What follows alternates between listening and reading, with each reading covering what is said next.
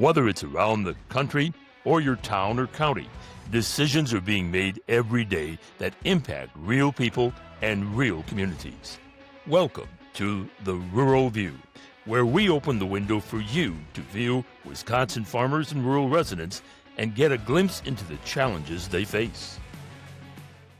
Welcome to the Rural View. Our guest today is the Honorable Brad Olson, President of the Wisconsin Farm Bureau Federation. Brad, congratulations. Thank you, Bob. How did you get here? I got elected. So just decided to get involved. Been on my town board 20 years, been on my county board 10 years, and just decided to move beyond that. And it's an excellent opportunity, Farm Bureau is, to work locally, nationally, statewide. And it's an honor to be the president of Wisconsin Farm Bureau. Okay, tell us a bit about the home place. We're from Frederick. Frederick, 90 miles south of Superior, 90 miles north of Eau Claire, roughly. We spent 100 years milking 40 cows on our farm. Sold out in October of 22. And in December of 22, I was elected to the Farm Bureau Board as District 9 Director. But we transitioned into crop farming now, crop farm with our son. We run about 600 acres and then do about 700 acres of custom work as well. How old's the son? 35. 35. So working into the operation, obviously, a part of the operation. Yep. Milks cows for a couple brothers down the road a ways yet, and then does crop farming at home. So how does Farm Bureau tie into your experience on the town board, on what you've done around Frederick? Well, I think just from being on the county board side of things more so, number of years ago, 2018, 2019, big agriculture fight in Polk County got me involved, I'll say more even at the local level on the county board at that point, supporting agriculture. And I'll say it was just, for me, a natural transition into Farm Bureau, a way to get into on an organization that's a grassroots policy organization that is members first to be able to get on that and support our local farms across the state. How did your Farm Bureau experience help you in that issue? It's even beyond, it's my local issues that help me at the Farm Bureau side of things, of understanding a lot of the issues that are Farm Bureau issues today, but issues that I've dealt with for 6, 7, 8 years on the local level has actually helped me a lot on the Farm Bureau side of things. One of your big challenges is there are people who are not from agriculture on that county board, on that town board. How do you sell agriculture? How do you sell your position to those people? I will say, at least in my part of the state, we're still a pretty rural area, 45,000 people in the county. So a lot of those still come from rural areas. There's farming backgrounds in them. Maybe they're a couple of generations back, but there's still agriculture there. They're still tied to somebody on a farm, in Polk County or the surrounding area. And then just people who have lived in the county and seen that change is okay. Everything we do is changing and evolving, and agriculture is no different. I think something that I always like to mention is that Farm Bureau is a grassroots organization, and we're kind of unique in that aspect. Do you want to elaborate a little bit more of what you appreciate about that process? Oh, I think the fact that in my district, Northwest Wisconsin, 9 different counties have county district farm bureaus. So when you talk about the local level, that truly is the local level when those 8, 9, 10, 11, 12 people are sitting on that county Farm Bureau board. They're driving what goes on in that county for Farm Bureau. And the ability for them to be at that true local level really does make a difference. It's something that really no one else has, that at home in your county organization that can really step up and work for your county as well as the state. I know much of Northwest Wisconsin is being influenced by urban sprawl from the Twin Cities. Getting up into your area as well? Oh, yeah. Polk County, St. Croix County especially. Right. St. Croix County and Pierce County being right across the river from Minneapolis, St. Paul, they especially have seen a lot of urban sprawl to the point where St. Croix County is almost a suburb of Minneapolis today. I can't believe how much that's built up between there and the Twin Cities. There's no question. And yet it's amazing how many small towns and low population towns that they still have in the countryside. But that affects land prices, though, and that's a big factor for farms. Yeah. With that urban sprawl, the price of land just goes up that much faster, makes it that much harder for farmers to buy that land, right? I mean, face it, no matter where it is, land for houses is worth more than it is land for farming. Yes. What other challenges, as you've been out and about with members this year, have you been hearing about? Local challenges you're talking Any. about. I mean, I think that the list for the challenges facing farmers are I extremely think long. as we look at it now today, I mean, the challenge is becoming profitability. Doesn't matter if you're in the dairy industry, doesn't matter if you're crop industry. Actually, if you look at the price of beef, it doesn't even matter if you're buying feeder cattle. The cow-calf guys are doing pretty good, but outside of that, I mean, we have, just the cost and the profitability. And unfortunately, but it's a fact. I mean, agriculture has always been one of the highest suicide rate occupations in the nation. Always has been. And unfortunately, that's not getting any better, even though we're getting less and less farmers out there all the time. And when you look at the stress that's going to be on farmers, not just across Wisconsin, but across the nation this year with low milk prices, low commodity prices. Unfortunately, that's not going to change anytime soon, I don't think. This fall is going to be bad, and going into next spring may be worse. How important is an organization like yours in suicide prevention, in getting to those desperate people before it's too late? I think very important. And the more that we can do to get the word out to people that it's okay to call for help. I mean, having been in agriculture my entire life, I realize we're not a group of individuals who like to reach out, tell our problems to our neighbors, tell our problems to our pastor, tell our problems to a counselor, right? We just think if we stay home, stay the course, we'll be all right. But at the end of the day, it's always okay to reach out, to call. If that's, it doesn't matter who it is, just somebody to listen. And so many times that's just what we need, is somebody to sit and listen to our problems, who understands that, again, the problem. Counselors, how many counselors, how many sheriff's department, whatever it might be, how many of them truly understand agriculture to, it isn't like, hey, I've got an opening next week. Next week might be too late because they're in crisis mode today. And so having somebody who actually understands agriculture, understands the problem that individual is facing at that time is paramount. So how do you as a parent, you've got your son coming in the operation, how do you as a parent also depict to him that this is a good life, that this is, don't despair? I guess we've been, I'll say, fortunate. My son has been crop farming since he was 15, and we don't have big fancy equipment or anything like that. And it's truly what he enjoys, because it lets him do some other things that he truly enjoys. So it isn't that he just enjoys farming, he enjoys the other things that farming allows him to do by not having a, 9-to-5 job, so to speak, which is important. And having those outlets in agriculture, having that hobby, having that, whatever it is, to be able to just get your mind off the farm, I think is very important. No different for agriculture than any other high stressful job, right?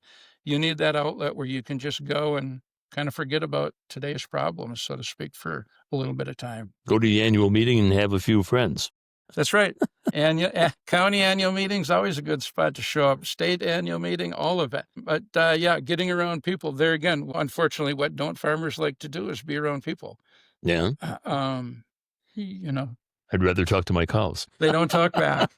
They just kick. I was just going to chime in too. I know we've done some pretty cool partnerships this year in regards to mental health. I know we all think we can do even more, but I know specifically engaging with the Sheriff's Association. Do you want to talk a little bit about that? Yeah, I think, being able to work with the Wisconsin Badger State Sheriff's Association, the Wisconsin Police Chiefs Association, at the end of the day, sitting on the county board, being good friends with my county sheriff, just having that relationship and knowing that they're looking to do whatever they can to help us as agriculture, right? I mean, what can we do to help you, and how can we diffuse that situation on the farm easier, faster, more effectively, right? When we're out there, because there again, not their fault. They're not experts in agriculture, so the things they've asked is what questions do we ask? Where do we need to be looking for that, that rifle, that firearm, what are the dangers for us, right? As well as what are the dangers for the individual that they're going to check on. And I think it's a great opportunity. I think it's going to expand even farther than where we're at today, because at the end of the day, everybody cares and everybody wants to do everything they can. One of my most memorable memorable Christmas Eves, 1984, I believe. 40 below wind chill, the manure spreader broke, and what did me and Dad do? We put on all the clothes we had, went out and pitched it out, and fixed a manure spreader in 40 below degree weather outside. But that's what we do. Yep. Because that's what you have to do. And you just keep going on. And that's what, unfortunately, I don't think the average person on the street doesn't realize. There's no such thing as holidays. There's no such thing as weddings and funerals. I mean, you go to them, but all right, I got to get there late. I got to leave early. The cow's got to be milked. They don't care if it's a holiday. They don't care what the occasion is. They only care that you show up to milk them and feed them. As we talk about, community and just, I think that's what we're talking about is just people coming together and trying to support each other. I think that's truly what Farm Bureau does really well. And I know that you have been making your way around the state, but you also are involved at the AFBF level too. So can you just talk about, like, in your eyes, do you see the sense of community in Farm Bureau? And we like to refer to ourselves as the Farm Bureau family. How do you feel about that? Oh, I think it is. And let's be upfront and honest. That sometimes, families don't always get along. Right? So there's disagreements. There's different points of view on Yes. subject. But at the end of the day, like a family, you get over it, you move on, and life is okay. But it truly is at the end of the day, if it's at the county level, the state level, or the national level at AFBF, it is a family. It's everybody working for the betterment of agriculture, and everybody trying to work to make things better for the men and women out there doing the job of putting food on the table for not just our residents of the state of Wisconsin, the nation, but the world. What would you say is been your biggest surprise as president of this organization? I think the amount of people when you get around to counties around the state, and I try to get to one county in every district at least every year. So 8 other counties besides my counties around the state. And I think to see those, to go to county board meetings, Farm Bureau county board meetings, and see the passion that is there, not just for Farm Bureau, but for the members of their communities. If that's somewhere in northern Wisconsin or southern Wisconsin, the passion to promote and help rural Wisconsin, I think is, to see that amount of people and all in different ways, right? I mean, there's a lot of ways to get to the same result. And at Farm Bureau, you see that counties are doing all kinds of things differently. And yet, at the end of the day, they're all trying to make their community, their county, their town, their township, a better place to be. If that's working with fairs, working at the fair food stand, everything across the board. I mean, at the end of the day, if you look across the state, there's almost nothing that happens without somebody from Farm Bureau tied to it. It doesn't matter if you're volunteering for the fair, volunteering for to be on a town board, county board, volunteering to, watch somebody's cats while they're on vacation, right down to everything. At the end of the day, there's a Farm Bureau member involved doing great things somewhere in the state of Wisconsin. I think one of the most eye-opening things when I started working at Farm Bureau was just the diversity of commodities that we have in our membership. And I think that's something that also makes us very unique. As you've gotten out and about, do you have anything that comes to mind as things that surprised you or things that you've been able to learn a lot more about outside of something that you did every day for such a long time? I think I see a cranberry bog every time on the way down, the way back. 3 years ago, I didn't know nothing about cranberries. I mean, I still don't know a lot today, right? But I got a guy that I just call up and say, hey, what did I see today? Right? Why in November was it flooded? Oh, so the stems don't freeze and kill them. Middle of the winter, why is there ice on it? Why is there sand on top of it? Because, here's what we're doing. So those kinds of things, learning a little bit more about potatoes and vegetables, that kind of thing, right down to, coming home one night in the dusk by Black River Falls and going, I've never seen that statue there before. But when I got there, that statue was a bull elk standing on the side of the road. So yes, truly the diversity. And when you think, everybody thinks about Wisconsin as dairy, right? But I mean, the number of small beef herds that we have in the state is enormous. Back to cranberries, ginseng, all maple syrup, all of those other crops that we are either at the top or very close to, the amount of forestry that goes on. $1.9 billion plant announced in Hayward for sustainable aviation fuel, through wood products and really through just scrap wood for the most part. But you think about that and it's like there isn't much that Wisconsin doesn't do. What do you see as the biggest challenges looking 5 years ahead, 10 years ahead? Educating the people who are no longer in agriculture. When I look at my family and to think that my nephew is realistically one generation away, and the little bit that they know about agriculture, even though we farm the field 50 feet from their house, as we become less and less in numbers, if that's dairy farming, beef farming, crop farming, whatever it is, right? Being able to educate the consumer that we're not necessarily the bad guy. We need clean water. We need clean air. We need good soil conditions at the end of the day more than anybody does. And being able to get that word out to the general public that, we need everything that you need, only we need it more than you do even. And how do you think Farm Bureau is going to help us address those challenges? Well, Farm Bureau has, being the largest general ag organization in the state of Wisconsin, has a large voice. But I don't think it's just this is an issue that's, it's bigger than any one organization. I think it's an all hands on deck. Everybody needs to be on board to put that message out there. Because if it's livestock, if it's, vegetables, if it's cranberries, if it's whatever it is, we need to be telling our story as agriculture, not just one portion of agriculture, but agriculture as a whole. As you travel around the state, I know that you've been able to work in some fair food stands. You've had some unique experiences with our members. Do you have any that come to mind or any fun stories? No, but I think I will say is just as far as pure enjoyment, I work about 6 fair food stands a year, some in my district, some out of my district. And it really is, I think, the most enjoyable part of just being a district director, right? Not necessarily the president, because a lot of them are in my district, but getting out and seeing it's the same people that come back year after year after year to that food booth. What I will tell you is that scooping hard ice cream for 5 hours with your right hand, you feel as though you're not sure if it's hooked on by the end of the day. Builds muscle or character, one might say. Well, yeah, I don't know. I think it just builds soreness. Or, one fair food stand sells literally everything under the sun they sell. It takes 10 people to run their food booth, and it is a constant run and trying to figure out what window them 2 buckets of cheese curds or that corn dog or that, whatever it might be is supposed to go to at times. It gets a little hectic, even though all you got to do is turn around and hand it to one of them. They're hollering at such a fast pace that it's like, so, but that really is just there again, being able to get out and sit in a working situation like that with our members from across the district and across the state. I really and truly do enjoy working fairs. So your main goal as president?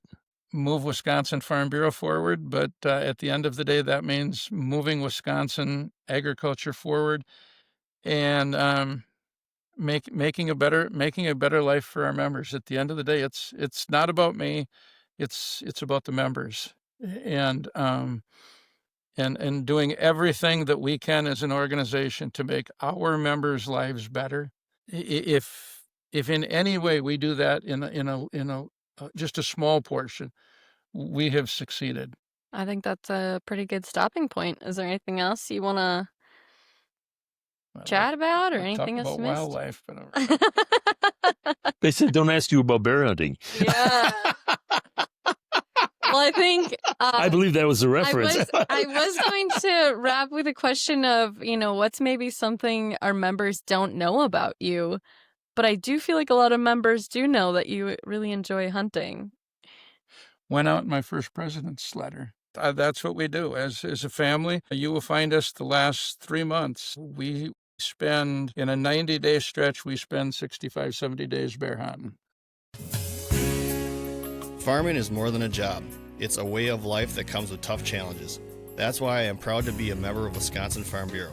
They've helped me grow as a leader and prepare me to face whatever comes next. And now I'm part of shaping a better future for Wisconsin agriculture by making my voice heard. Let's grow together. Become a member today.